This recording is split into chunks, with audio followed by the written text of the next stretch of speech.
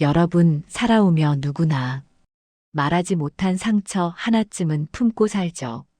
오늘 이야기도 그런 상처에서 시작됐습니다.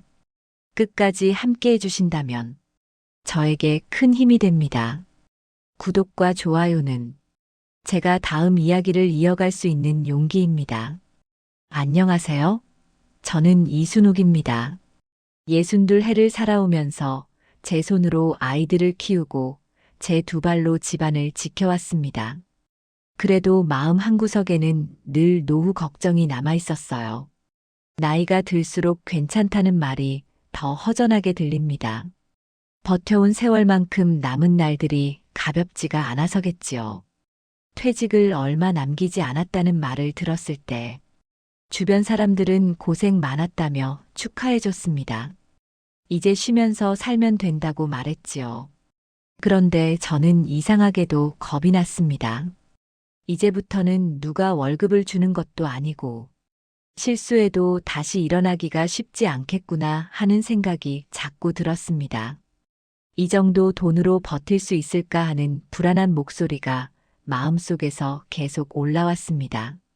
그날 저녁 식탁에서 딸이 조심스럽게 말을 꺼냈습니다.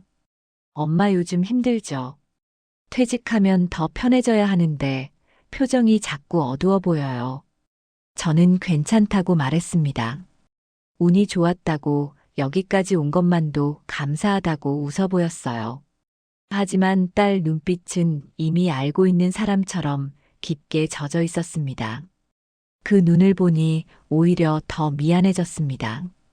퇴직금이 나오면 첫째로는 제 노후를 위해서, 둘째로는 딸 아이, 결혼 자금으로 나눠두겠다고 마음속으로 정해두었습니다. 남편 없이 홀로 살아오면서 그래도 이것만은 지키고 싶다는 작은 고집 같은 것이었습니다. 딸에게는 아직 말하지 않았지만 통장 한쪽에는 딸 이름을 적어 놓은 메모도 조용히 끼워두었습니다. 언젠가 이 돈을 건네주며 수고했다. 이제 너 인생을 살아라. 그렇게 말해주고 싶었습니다. 요즘은 휴대폰이 참 무섭습니다. 어떤 날은 위로가 되지만 어떤 날은 사람 마음을 흔드는 덕 같아요. 퇴직이 가까워질수록 노후 준비라는 말이 자꾸 눈에 들어왔습니다.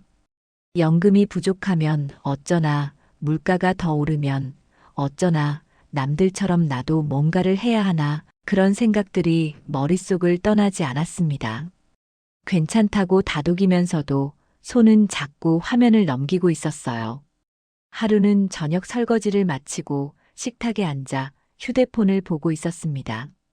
그때 알림 하나가 조용히 뜨더군요.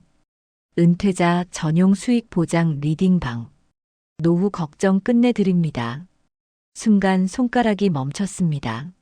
마치 나를 꼭 집어 부르는 차가운 목소리 같았어요. 내 이야기를 어디선가 듣고 온 사람처럼 정확한 문장이었습니다.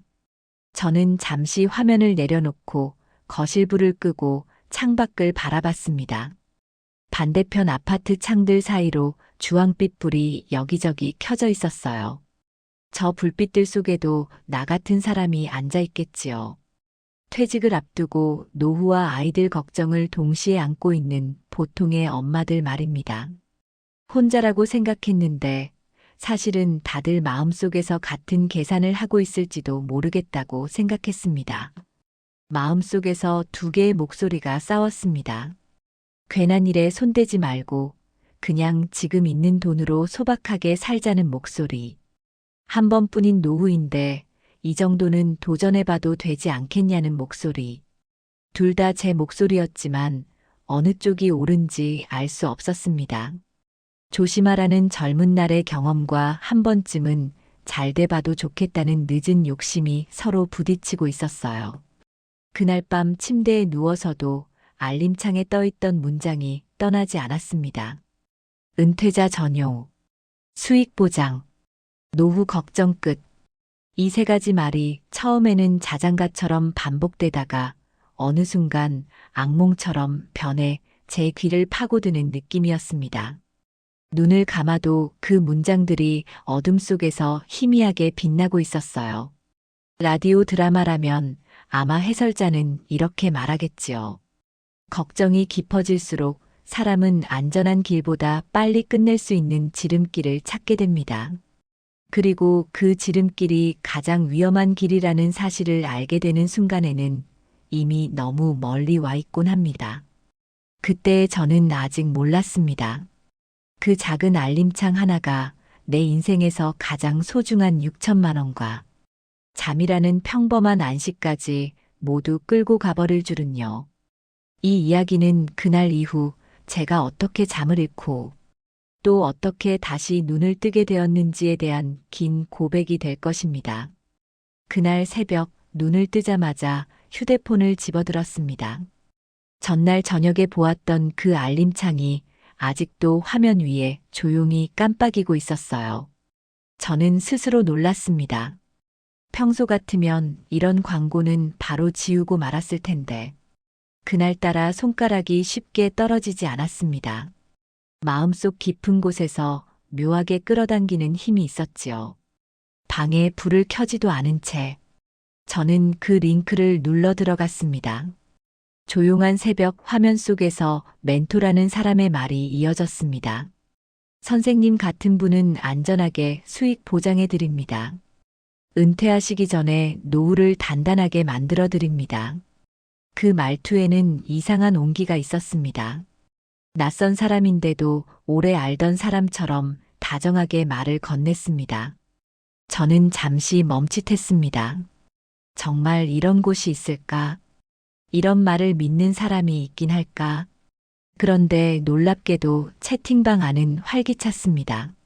사람들은 수익이 났다고 기뻐했고, 오늘도 고맙다는 인사를 주고받았습니다. 누군가는 이 방 덕분에 다시 희망을 찾았다고도 했습니다. 그 문장들을 읽고 있자니 내가 늦게 온 사람처럼 어디에선가 자꾸 마음이 급해졌습니다. 그날 오후 집안일을 마치고 앉아 있는데 멘토라는 사람이 개인 메시지를 보냈습니다. 선생님 같은 분들이 제일 잘 됩니다. 지금 들어오시면 다음 달부터는 걱정 없게 만들어 드릴게요. 그 말이 귓가에 오래 맴돌았습니다. 천천히 생각하겠다고 답을 보내려 했지만 손끝은 이미 의사를 밝히고 있었습니다. 작은 금액이라면 괜찮겠지요. 어차피 저도 노력한 만큼은 받아야 하니까요. 그렇게 저는 처음으로 아주 작은 금액을 입금했습니다. 입금하고 나니 마음이 묘하게 가벼워졌습니다. 혹시나 하는 기대가 생겼다고 해야 할까요?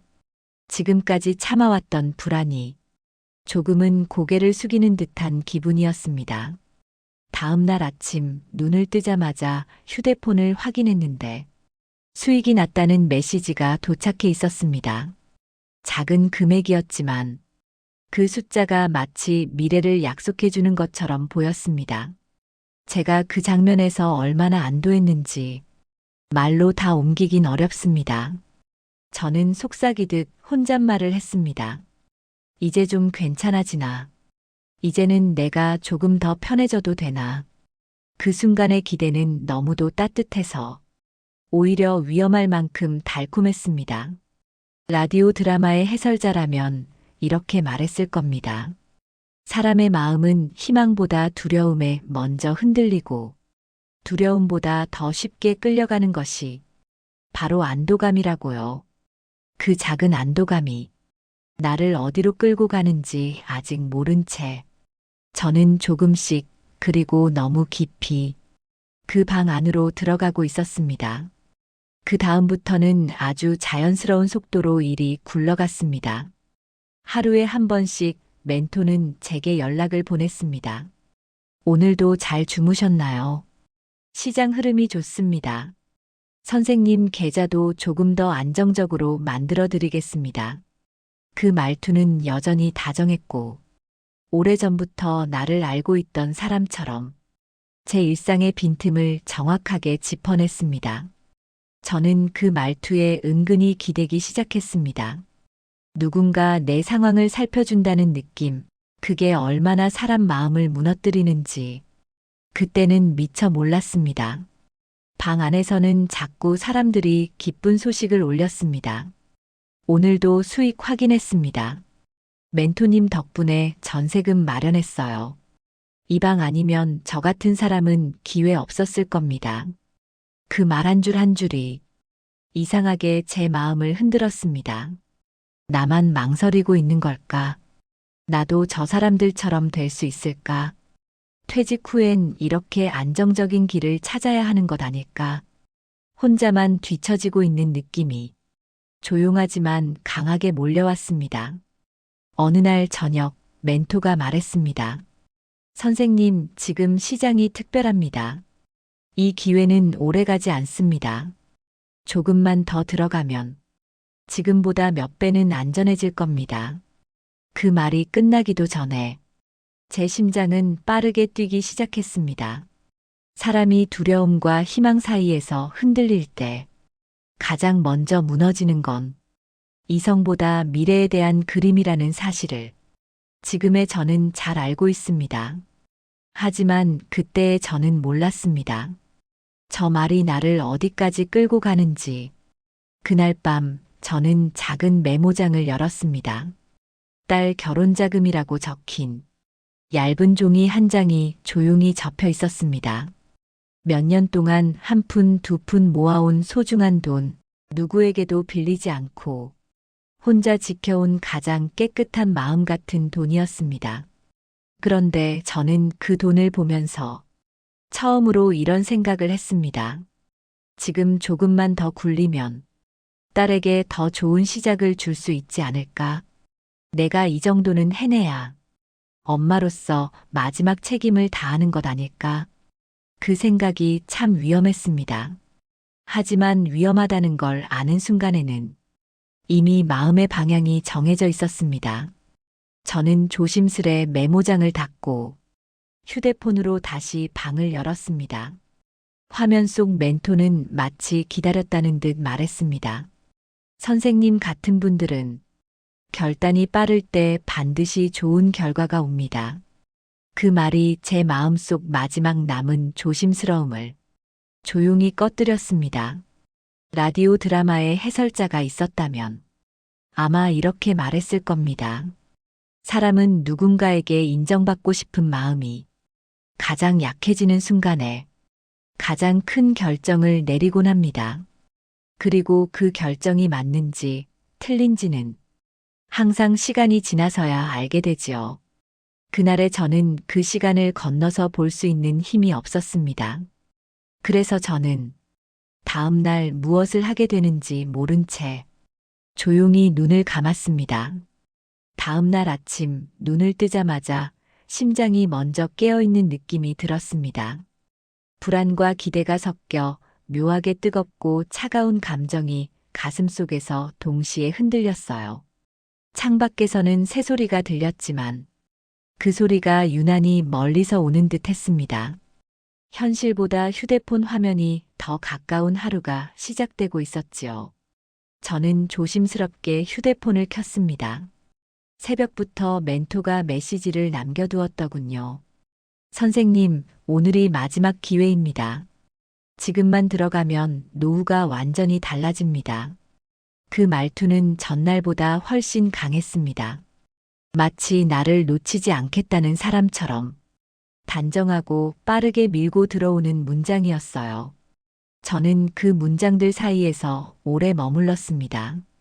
한참을 망설이다가 저는 책상 서랍을 열었습니다.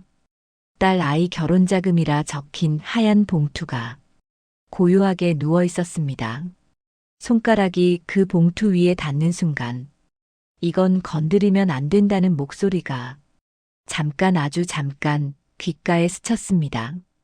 하지만 그 목소리는 금세 조용해졌습니다. 희망이라는 단어는 사람의 마음을 참 쉽게 무너뜨립니다. 특히 그 희망이 가족을 위한 것이라는 포장을 하고 나타날 때 사람은 더더욱 흔들릴 수밖에 없지요. 저는 결국 그 봉투를 들고 휴대폰 앱을 열었습니다.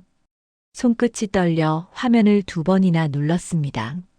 송금창에 금액을 적는 순간 마음속에서 이상한 정적이 흘렀습니다. 6천만 원. 적고 또 보았는데도 그 숫자가 내 손에서 떠난다는 실감이 들지 않았습니다. 딸에게 미리 말해야 하지 않을까 하는 생각이 머리를 스쳤지만 곧바로 들려온 멘토의 말이 그 생각을 덮었습니다. 선생님, 이제 곧 수익이 크게 터질 겁니다. 준비해 두세요. 내가 이 돈을 지켜줄 겁니다. 그 말이 이상하게 기대와 책임을 동시에 부여하는 것처럼 들렸습니다. 송금 버튼을 눌렀을 때 저는 아주 작은 숨을 들이켰습니다. 그리고 곧바로 화면에 표시된 송금 완료라는 문장을 바라보며 스스로에게 말했다는 사실을 지금도 생생히 기억합니다. 잘 될 거야. 괜찮을 거야. 이 선택은 틀리지 않았을 거야. 하지만 그 말이 끝나기도 전에 가슴 어딘가에서 아주 가느다란 통증이 작게 스며들고 있었습니다. 그 통증의 정체를 그때는 알 수 없었지만 지금은 분명히 압니다. 그건 후회가 태어나기 전 가장 낮고 가장 조용한 울음이었습니다. 라디오 드라마의 해설자라면 아마 이렇게 말했을 겁니다. 사람이 큰 결정을 내릴 때 그 결정이 옳다거나 그르다는 증거는 대부분 보이지 않습니다. 보이는 건 오직 감정뿐이고 그 감정이 따뜻하면 우리는 안심하고 그 감정이 불안하면 우리는 외면합니다. 그날의 저는 따뜻한 감정만 붙잡고 불안한 감정은 모른 척했습니다. 그리고 그 선택이 내 인생의 물줄기를 영영 다른 곳으로 흘러가게 만들 줄은 정말 몰랐습니다. 돈을 보낸 날부터 제 하루는 이상한 속도로 굴러가기 시작했습니다. 그동안은 조용히 살던 제가 갑자기 휴대폰을 끼고 초단위로 화면을 들여다보는 사람이 됐습니다. 아침에도 점심에도 밤에도 수익이 올라가지는 않았나, 멘토가 새로운 지시를 내리지는 않았나, 계속 들여다보고 또 들여다보았습니다. 이제는 휴대폰이 아니라 마음이 그 화면 안에 갇혀버린 것 같았습니다. 멘토는 이전보다 더 자주 메시지를 보냈습니다. 선생님, 계좌 안정화 작업 들어갑니다. 지금은 변동이 있어도 걱정하지 마세요. 곧 수익 전환될 겁니다. 그 말은 마치 마음을 달래주는 약처럼 느껴졌습니다. 그때부터 저는 멘토의 말이 아니면 아무 판단도 못하는 사람이 되어 있었습니다. 내가 결정을 한 것이 아니라 누군가의 말에 기대 살아가는 기분, 그게 점점 익숙해지고 있었지요. 하지만 수치는 조금도 변하지 않았습니다. 작은 수익은커녕 계속해서 붉은 숫자만 늘어나고 있었습니다. 처음엔 일시적인 조정이겠지 했는데 하루, 이틀, 사흘이 지나도 계좌는 점점 깊은 구덩이처럼 내려앉기만 했습니다. 제가 채팅방에 조심스럽게 물었습니다. 왜 계속 내려가기만 할까요? 그제야 멘토의 말투가 바뀌었습니다. 선생님, 지금은 지나친 질문은 도움이 안 됩니다. 불안해하지 마세요. 추가 조정 필요합니다. 그 말은 사실상 더 넣어야 한다는 뜻이었습니다. 그 순간 제 심장이 쿵 하고 떨어졌습니다. 이미 6천만 원이 들어가 있는데 어디서 무엇을 더 낼 수 있을까? 그런데 채팅방을 보니 사람들은 여전히 괜찮다고 오히려 지금이 기회라고 말하고 있었습니다. 그 글자들이 마치 나만 뒤에 남아있는 것처럼 느끼게 만들었습니다. 나는 왜 이 조정에 못 올라타는 거지? 내가 너무 소심한 건가?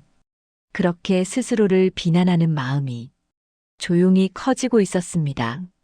저녁이 되자 멘토가 다시 연락을 보냈습니다. 선생님, 흔들리시면 안 됩니다. 조금만 더 버티면 모든 손실이 회복됩니다. 이 과정 거치고 나면 선생님은 누구보다 큰 수익을 얻게 됩니다. 그 말이 회복이라는 단어가 그날따라 이상하게 기대를 더 크게 만들었습니다. 사람은 참 이상합니다. 막연한 희망을 붙잡을 때 이미 눈앞에서 무너지고 있는 현실을 보지 못하게 되는 것 같습니다. 밤이 깊었습니다. 휴대폰을 내려놓고 어둠 속에 잠시 누워 있었는데 딸 얼굴이 떠올랐습니다. 결혼 준비로 바쁘면서도 틈틈이 제 걱정을 하던 그 얼굴. 그 아이에게 말해야 할까? 아니면 조금만 더 버티고 좋은 소식이 생겼을 때 말해야 할까? 둘 중 어느 쪽도 마음이 편하지 않았습니다. 결국 저는 아무 말도 하지 못했습니다. 아무 말도 하지 않는 쪽이 그 순간에는 책임을 지는 것처럼 느껴졌습니다. 하지만 이제 돌아보면 그 침묵이야말로 가장 큰 후회의 씨앗이었지요. 라디오 드라마의 해설자가 있다면 아마 이렇게 말했을 겁니다. 사람이 길을 잃을 때 처음에는 지도보다 자신을 탓하고 그 다음에는 바람을 탓하며 마지막엔 어둠이 조금만 거치길 기다립니다. 하지만 어둠이 거치는 건 기다림이 아니라 멈춤이라는 걸 그때 저는 알지 못했습니다. 저는 계속 걸어가고 있었습니다. 그리고 그 길 끝에 무엇이 기다리고 있는지도 모른 채 새벽부터 마음이 이상하게 무거워졌습니다. 전날 밤까지도 조금만 버티면 된다고 스스로를 다독였지만 아침이 되니 그 말들이 전혀 힘을 쓰지 못했습니다. 잠에서 깼다기보다 걱정이 먼저 저를 깨운 것 같았어요. 어두운 방 안에서 휴대폰 화면만이 유난히 밝게 빛나고 있었습니다. 조심스럽게 앱을 켜는 순간 제 눈은 그 숫자 위에서 멈췄습니다. 전날보다 더 크게 내려간 붉은 그래프, 마치 낭떠러지 끝에서 떨어지는 듯한 모양이었습니다. 순간 숨이 턱 막혔습니다. 제 손으로 딸의 미래를 내려놓아 버린 것 같은 공포가 밀려왔습니다. 가슴이 아프다라는 말로는 부족했습니다. 그건 칼날처럼 깊고 묵직한 통증이었습니다. 눈을 감아도 그 숫자가 그대로 떠오르며 머릿속을 휘저었습니다. 저는 떨리는 손으로 멘토에게 메시지를 보냈습니다. 이게 무슨 상황인지, 왜 계속 떨어지는지, 언제 회복될 수 있는지. 하지만 몇 시간 동안 답이 오지 않았습니다. 평소라면 새벽에도 바로바로 답을 주던 사람이 그날은 아무 말도 없었습니다. 그 적막이 오히려 더 무서웠습니다. 사람은 불안할 때 침묵이 가장 큰 공포가 된다는 걸 그때 알았습니다. 점심 무렵이 되어 드디어 답이 왔습니다. 선생님, 지금 시장이 급변하고 있습니다. 걱정 마시고 지시만 따르세요. 잠시만 더 기다리세요. 단 2줄. 그 이전에 다정함도, 세심함도, 위로도 없었습니다. 마치 기계가 보내는 문장처럼 차가웠습니다. 그제야 저는 깨달았습니다. 이 사람에게 나는 그저 하나의 계좌일 뿐이라는 사실을. 방 안을 둘러보니 햇빛이 거실 바닥에서 천천히 기울어지고 있었습니다. 그런데 그 따뜻한 빛이 제 마음에는 조금도 닿지 않았습니다. 저는 조용히 소파에 앉아 두 손으로 얼굴을 가렸습니다. 머리 한쪽에서는 지금이라도 딸에게 말하라는 목소리가 울렸지만 다른 한쪽에서는 말하면 딸에게 짐만 되는 것 아니냐며 스스로를 막았습니다. 그 두 목소리가 부딪히며 머릿속이 어지러워졌습니다. 오후 내내 채팅방 분위기는 더 이상 예전 같지 않았습니다. 사람들은 수익 인증 대신 불안한 질문을 올리기 시작했습니다. 왜 계속 떨어지나요? 멘토님, 괜찮은 건가요? 그 질문마다 멘토는 같은 말을 반복했습니다. 추가 안정화 필요, 추가 안정화 필요, 추가 안정화 필요. 그 문장을 읽는 순간 가슴 속에 있던 혹시나라는 기대가 툭 하고 부서졌습니다. 해설자가 있었다면 이렇게 말했겠지요. 희망은 사람을 움직이지만 두려움은 사람을 조종합니다. 그리고 자신이 조종당하고 있다는 사실을 깨닫는 순간 이미 절반은 무너져 있는 경우가 많습니다. 그날의 저는 딱 그 지점에 서 있었습니다. 뒤로 돌아갈 수도 없고 앞으로 나아갈 수도 없는 검은 골목 한가운데에서 그저 숨만 쉬고 있던 상태였습니다. 해가 기울 무렵 문득 창문을 바라보았습니다. 유리창에 비친 제 얼굴은 며칠 사이에 몇 년을 늙은 사람처럼 보였습니다. 그 얼굴을 보는 순간 주저앉을 것 같은 기분이 들었습니다. 어쩌다가 여기까지 온 걸까? 어쩌다 내가 가장 소중한 돈을 이렇게 내어주게 된 걸까? 그 질문들이 가슴을 천천히 짓눌렀습니다. 그리고 그 순간 휴대폰에 새로운 알림이 떴습니다. 정말 그 한 줄의 메시지가 모든 것을 뒤집어 버릴 줄은 그때는 상상도 못했습니다. 저녁 8시 온종일 불안 속에서 버텼던 마음이 이미 너덜너덜해져 있을 때였습니다. 휴대폰에서 짧은 진동이 울렸고 저는 반사적으로 화면을 들여다보았습니다. 그 알림은 멘토도 채팅방도 아닌 전혀 다른 곳에서 왔습니다. 로그인이 감지되지 않았습니다. 잠시 후 다시 시도해 주세요. 그 문장을 읽는 순간 제 등줄기를 차가운 공기가 훑고 지나갔습니다. 다급히 다시 접속을 시도했습니다. 하지만 같은 문장만 반복되었습니다. 로그인이 불가합니다. 계정 정보를 찾을 수 없습니다. 이제는 눈앞이 어두워졌습니다. 마치 바닥이 갑자기 꺼지는 느낌이었어요. 손끝이 얼어붙고 심장은 너무 빨리 뛰어 숨이 제대로 들리지 않을 정도였습니다. 몇 번이고 채팅방 링크를 눌러보았지만 그 방은 이미 존재하지 않는다고 떴습니다. 하루아침에 사라진 겁니다. 그 넓고 활기찼던 방이, 그 많은 사람들의 목소리가, 그 다정했던 멘토의 말들이 모두 단 한 줄도 남기지 않고 증발한 것이었습니다. 저는 떨리는 손으로 멘토에게 메시지를 보냈습니다. 연결할 수 없는 번호입니다. 두 번째, 세 번째 전화를 걸어도 같은 음성만 반복되었습니다. 그 순간 머릿속에서 한 문장이 번개처럼 스치고 지나갔습니다. 아, 끝났구나. 6천만 원도 희망도 내가 붙잡고 있던 모든 것이 이 한순간에 무너져 버렸다는 사실을 그제야 깊이 실감했습니다. 집안은 조용했습니다. 단 한 번도 이렇게 적막하다고 느낀 적이 없었습니다. 소파에 주저앉아 두 손으로 머리를 감싸고 오래도록 숨을 고르며 저는 중얼거렸습니다. 미쳤다. 어쩌다가 내가 여기까지 왔을까? 라디오 드라마였다면 아마 해설자는 조용한 목소리로 이렇게 말했겠지요. 사람은 절망의 문턱에 서면 먼저 자신을 탓하고 그 다음에야 세상을 탓합니다. 그리고 진짜 중요한 건 그 두 감정을 마주한 뒤 어떻게 다시 일어서느냐는 것입니다. 하지만 그 말을 듣기엔 그때의 저는 너무 무너져 있었습니다.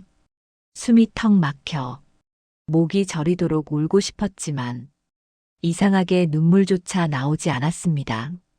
그저 가슴 안에서 뭔가 무겁고 둔한 것이 천천히 가라앉는 느낌만 있었습니다. 잠시 후 딸에게서 메시지가 왔습니다. 엄마, 오늘은 괜찮았어요. 밥 드셨어요. 평범한 안부였는데 그 문장을 보는 순간 숨이 크게 흔들렸습니다. 저는 답장을 하지 못하고 휴대폰을 뒤집어 놓았습니다. 딸 얼굴을 떠올리는 것조차 견딜 수 없었습니다. 그 아이에게 아직 말할 수 없었습니다. 모든 걸 망쳐놓은 엄마라는 사실을 입 밖으로 낼 용기가 없었습니다. 밤이 깊어질수록 방 안은 더 어두워지고 저는 더 작아졌습니다. 누운 채로 천장을 바라보는데 그저 두려움과 죄책감이 뒤섞여 제 몸을 누르고 있었습니다. 잠이라는 것은 더 이상 찾아오지 않았습니다. 그날부터 저는 매일 밤을 잃기 시작했습니다. 그리고 다음 날 아주 큰 결심 하나가 제 마음속에서 조용히 태어나고 있었습니다.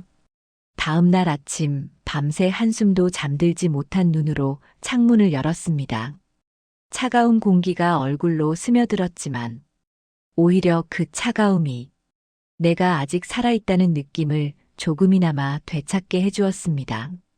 어둠 속에서 울지도 못하고 견디기만 했던 긴 밤의 끝에서 저는 하나의 결심을 붙잡고 있었습니다. 이대로는 안 되겠다는 것, 숨는다고 달라질 것이 없다는 것, 그리고 무엇보다 딸에게 이제는 진실을 말해야 한다는 것이었습니다. 거실에 앉아 휴대폰을 오래 들여다보다가 저는 결국 메시지를 열었습니다. 딸이 전날 보냈던 안부 문장들이 하나하나 제 가슴을 찔러왔습니다. 그 아이는 모르고 있었지요. 엄마가 밤새 무너져 있었고 6천만 원이라는 큰 돈이 사라진 자리에서 어떤 혼란과 고통이 버티고 있었는지. 하지만 모르게 할 수 없었습니다. 더 숨기면 나는 더 깊은 어둠 속으로 가라앉을 것 같았습니다. 저는 떨리는 손으로 전화를 걸었습니다. 딸의 목소리가 밝게 들렸습니다. 엄마, 오늘은 좀 어때요? 그 말의 순간 가슴이 저릿하게 아팠습니다. 저는 깊은 숨을 들이쉬고 조심스럽게 말했습니다. 엄마가 큰 실수를 했다고. 그리고 내 결혼 자금으로 모아둔 돈이 사라졌다고. 목소리가 자꾸 흔들렸습니다. 말끝마다 죄책감이 따라붙었고 마음속에서 작은 무너짐이 천천히 스며나왔습니다. 딸은 한동안 말이 없었습니다. 그 침묵이 저는 너무 무서웠습니다. 혼나도 괜찮다, 원망받아도 괜찮다, 그저 이 사실을 털어놓는 것만으로도 내가 다시 숨을 쉬는 것 같았기 때문입니다. 그러다 딸이 조용히 말했습니다. 엄마가 잃은 건 돈이 아니라 밤새 혼자서 견뎌온 마음이에요. 이 말이 들리는 순간 저는 참았던 눈물이 한순간에 터져버렸습니다. 마치 얼어붙은 가슴이 조용히 녹아내리는 듯 했습니다. 딸은 다그치지도 원망하지도 않았습니다. 오히려 제 손을 꼭 잡고 말했습니다. 엄마, 이건 둘이 같이 해결해요. 혼자서 견디지 말아요. 그 말 한 줄이 제가 버티던 모든 어둠을 찢어 놓았습니다. 6천만 원이 사라져도 잃지 않은 것이 있다는 사실, 가족이라는 울타리가 돈보다 훨씬 더 강한 힘을 가지고 있다는 사실을 그때 저는 다시 배웠습니다. 며칠 뒤, 저는 피해자 모임에 나갔습니다. 생각보다 많은 사람들이 저와 같은 아픔을 겪고 있었습니다. 그들과 함께 사건을 정리하고 금융감독원에 신고하며 작은 환급이라도 받을 수 있도록 서류를 준비했습니다. 비록 돌아오는 금액은 크지 않겠지만 저는 느꼈습니다. 이건 돈을 되찾는 과정이 아니라 무너진 나를 다시 세우는 과정이라는 것을요. 라디오 드라마의 해설자가 있었다면 이렇게 말했을 겁니다.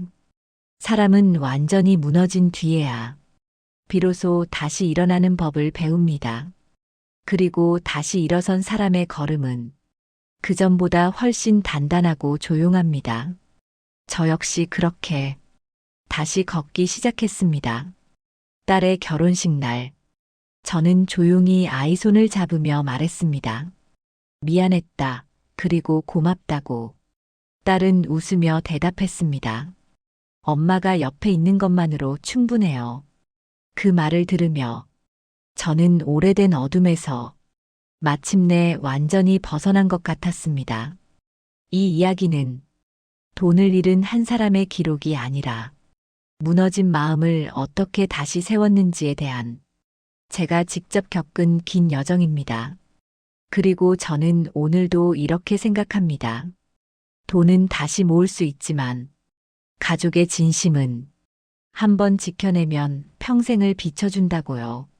어둠을 지나면 언젠가 다시 길이 보인다는 걸 이 이야기가 조금은 전해졌길 바랍니다. 당신의 삶에도 따뜻한 내일이 찾아오길 바라며 오늘 이야기 여기서 마칩니다. 구독과 좋아요 눌러주시면 다음 이야기로 다시 찾아오겠습니다.